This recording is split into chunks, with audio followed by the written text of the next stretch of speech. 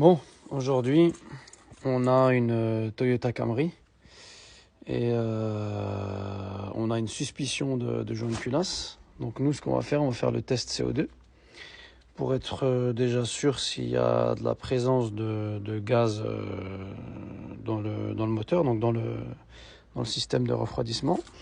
Et par rapport à ça, donc on va utiliser cet outil-là. Et en fait, c'est un liquide que tu dois remplir par le dessus. C'est un liquide bleu. Donc ce liquide-là, on va le fixer comme ça. On va démarrer la voiture, là, elle est quasiment chaude. Et en fait, ce liquide-là, s'il passe jaune ou vert, c'est qu'il y a un jaune culasse. Ça veut dire qu'il y a du CO2 qui passe dans le circuit. Et ça doit pas être le cas. Donc on aura déjà une piste, si c'est déjà le cas ou pas. Après, moi, je pense que je suis quasi sûr que c'est un jaune culasse. Mais on va quand même le faire pour être sûr.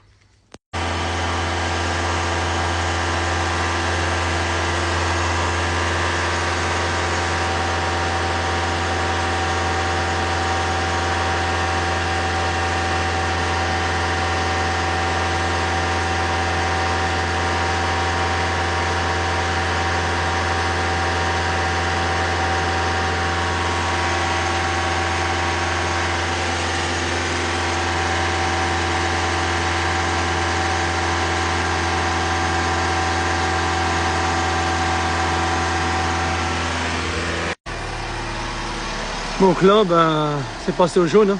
Donc il y a du CO2 dedans. Normalement, il doit avoir cette couleur-là, quoi. Là, il est jaune. Donc il y a du CO2.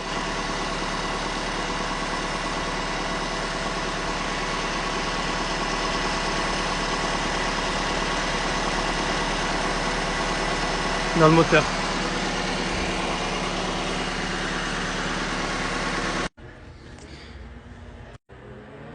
Donc voilà, hein. Donc quand ça change de couleur comme ça, c'est qu'il y a du CO2. Donc il y a bien effectivement un joint de culasse. Voilà. C'est un test qui est assez efficace, hein. Parce que là, on est reparti sur le radiateur. On aurait pu même mettre ici, hein, ça aurait été pareil. Sauf que là, voilà, c'est le liquide qui part, etc. Mais effectivement, c'est bien un jaune culasse. Voilà, après il faut voir si c'est soit la culasse qui est fissurée, soit le joint de culasse qui est mort, soit il y a une fissure dans le bloc, ça peut arriver aussi. Voilà, donc ça on peut le savoir qu'en démontant. Donc voilà, allez, à plus.